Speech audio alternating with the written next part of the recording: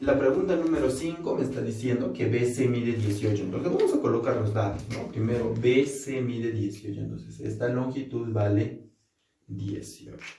Y me da esta proporcionalidad. Calcula EC me está pidiendo. Me da esta proporcionalidad. Entonces, trabajando esta proporcionalidad, vamos a trabajar AD. Voy a decir que AD sobre 4 va a ser igual a DC sobre 5, ¿no? Cuando tengo esa proporcionalidad ya dijimos que igual a una constante K, ¿no? Entonces de ahí obtengo el valor que AD va a ser 4 que multiplica acá sería 4K y DC, ¿cuánto vale? 5 está dividiendo, pasa a multiplicar acá, sería 5K, ¿no? De esa manera trabajo en proporcionalidad. Y me está pidiendo calcular qué cosa, S. Entonces, S me está pidiendo calcular, vamos a llamarlo X. Entonces me está pidiendo X. Entonces, ¿cuánto mide AD? Dijimos que 4K. AD mide 4K. Y DC mide 5K. Entonces yo coloqué todos mis datos. Ahora sí comienzo a resolver, ¿no? Entonces, si tú te fijas en este triángulo,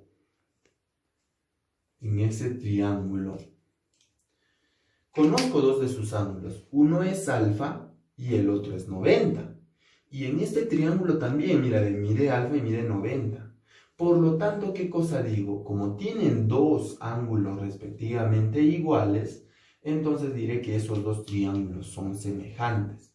¿Por qué? Porque tienen dos ángulos iguales, 90 y alfa, y el triángulo EDC también tiene 90 y alfa. Entonces digo que el triángulo ABC es semejante con el triángulo, ¿qué triángulo? DEC, ¿no? ¿Por qué? Porque tienen dos ángulos iguales.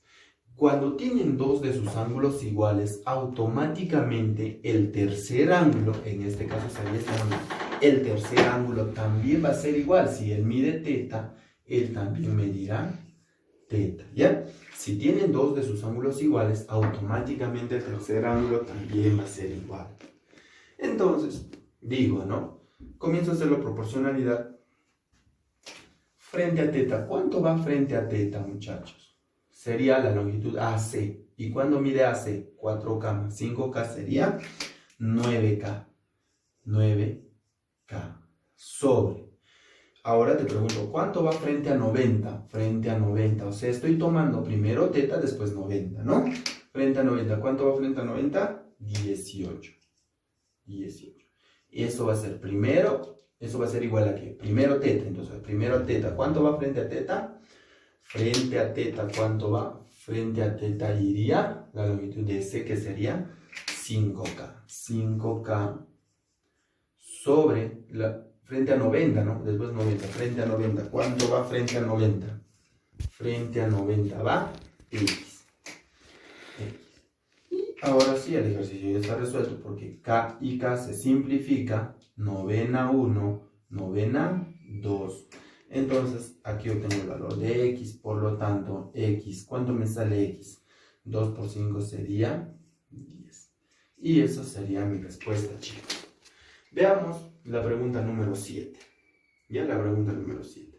La pregunta número 7 me dice, mira, en la figura G es baricentro del triángulo, ¿no? ABC, ¿no? Y me está pidiendo, a ver, voy a leerlo. Entonces, ¿no? Me dice que FB mide 8, entonces G es baricentro.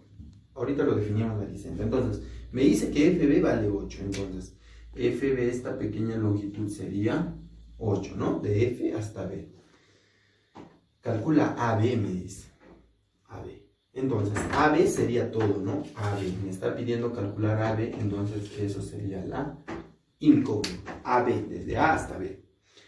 Entonces, ¿qué cosa viene a ser baricentro? Hemos dicho que el baricentro es el punto de corte de las medianas. Mediana, de esta mediana, entonces esta longitud va a ser igual. De esta mediana, esta longitud van a ser iguales. Y la tercera mediana va a pasar por ese mismo punto. Esta longitud va a ser igual a esta. ¿Está bien? Eso bien. Este punto de corte viene a ser el baricentro. Y esto divide en proporcionalidad, ¿no? De 1 a 2, de 1 a 2, de 1K a 2K, de 1N a 2N. No se olviden de eso.